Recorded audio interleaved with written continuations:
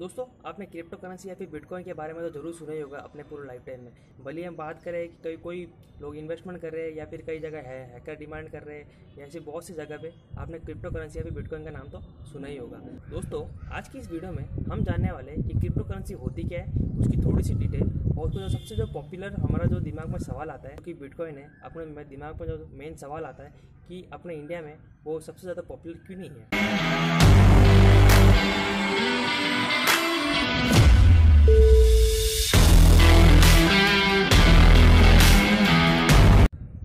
दोस्तों, crypto currency होती क्या है? क्रिप्टो करेंसी एक्चुअली एक वर्चुअल करेंसी है जो कि 2009 में इंट्रोड्यूस किया था संतोशी नाकामोटो ने। इसमें सबसे जो पॉपुलर क्रिप्टो करेंसी वो बिटकॉइन ही है और इसका जो वैल्यू थी लगभग 2009 में जब ये इंट्रोड्यूस हुई थी तो $0.001 के आसपास थी और आज के टाइम में इसकी वैल्यू लगभग समथिंग 42 लाख के आसपास है। दोस्तों, क्रिप्टो करेंसी या फिर बिटकॉइन को आप यूँ समझ सकते हो कि उनको आप जैसे नॉर्मल डॉलर या फिर यूरो या फिर इंडियन रुपये की तरह आप हाथ में या फिर जेब में ले सकते हैं या फिर एक दूसरे से ले दे तो नहीं सकते हैं। वो एक ऑनलाइन या फिर एक डिजिटल पैसों की तरह आप उन्हें समझ सकते हो। दोस्तों, जैसे कि इंडियन रुपी, डॉलर या फिर यूरो, इनमें जब भी हम ट्रांजैक्शन करते हैं तो वो एक पेमेंट अपना जो भी पेमेंट होता है वो एक गवर्नमेंट के थ्रू या फिर सेंट्रल बैंक या फिर आरबीआई के थ्रू वो चला जाता है। पर बिटकॉइन में ऐसा कुछ नहीं होता है। तो बिटकॉइन में ऐसा कुछ नहीं होता है। बिटकॉइन को आप यूज समझ सकते हो कि जब भी कोई भी पेमेंट रखा उसमें ट्रांसफ़र होगा तो वो डायरेक्ट वॉलेट टू वॉलेट होगा। उसके ऊपर ना ही बैंक का या फिर ना ही गवर्नमेंट का किसी का भी हाथ होगा। और एक और जानने वाली बहुत ही खास बात है कि जैसे कि हम डॉलर और इंडियन रुपी हम लोग एक्स्ट्रा गवर्नमेंट छाप सकती है, बिटकॉइन में ऐसा कुछ नहीं होता है। बिटकॉइन में एकदम लिमिटेड होता है, जैसे कि जो कि 21 मिलियन ही बिटकॉइन हो गए।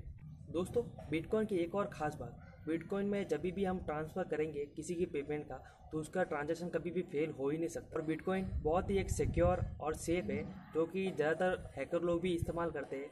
वो क्या करते हैं कि अपने कंप्यूटर में डायरेक्ट रैंसमवेयर अटैक करेंगे और वो बिटकॉइन की कुछ डिमांड करेंगे, फिर अपने को बिटकॉइन उनको देना पड़ता है, फिर ही वो अपने डाटा खुलते हैं। इस प्रकार से दोस्तों, हम लोग बिटकॉइन हैकर को देने के बाद में ना ही हम या फिर कोई भी उसे ट्रैक या फिर लोकेट नहीं कर पाता। दोस्तों, एक्चुअली पूरी दुनिया में अपने क्रिप्टो करेंसी लगभग 5000 से भी ज़्यादा है। कोई भी खुद की एक अपनी क्रिप्टो करेंसी तैयार कर सकता है। जैसे कि कुछ पॉपुलर क्रिप्टो करेंसी है, फर्स्ट एथेरियम, दूसरा Ripple, third Dogecoin, Bitcoin, Litecoin, Tether etcetera. दोस्तों, बिटकॉइन को अपन खरीद और बेच भी सकते हैं। काफ़ी सारे बड़े बड़े लोग जो कि पैसे वाले लोग होते हैं वो इसको इन्वेस्टमेंट रूप के तरह भी यूज़ करते हैं। और एक और ख़ास बात कि बड़ी बड़ी कंपनियां जैसे कि पेटीएम, पेपाल, वॉलमार्ट आदि ये सारी कंपनियां अपने काफ़ी शेयर्स बिटकॉइन के भी यूज़ किए। कुछ और बहुत सारे बड़ी कंपनियां वो काफ़ी सारे पेमेंट भी बिटकॉइन से एक्सेप्ट करती है, जैसे कि वो उनकी सर्विस देती है ट्रैवलिंग की, शिपिंग की, फूड डिलीवरी की और भी कई सारी। पर उनके जो पेमेंट होता है वो बिटकॉइन से भी लेते हैं ताकि वो बहुत ही सेफ और सिक्योर है और उनके कभी ट्रांजैक्शन के कभी भी कोई भी चार्ज भी नहीं करते, ना के बराबर होते, ये समझ सकते। दोस्तों, बिटकॉइन एक्चुअली पॉपुलर क्यों नहीं है, ये भी काफ़ी सवाल अपने मन में आता है।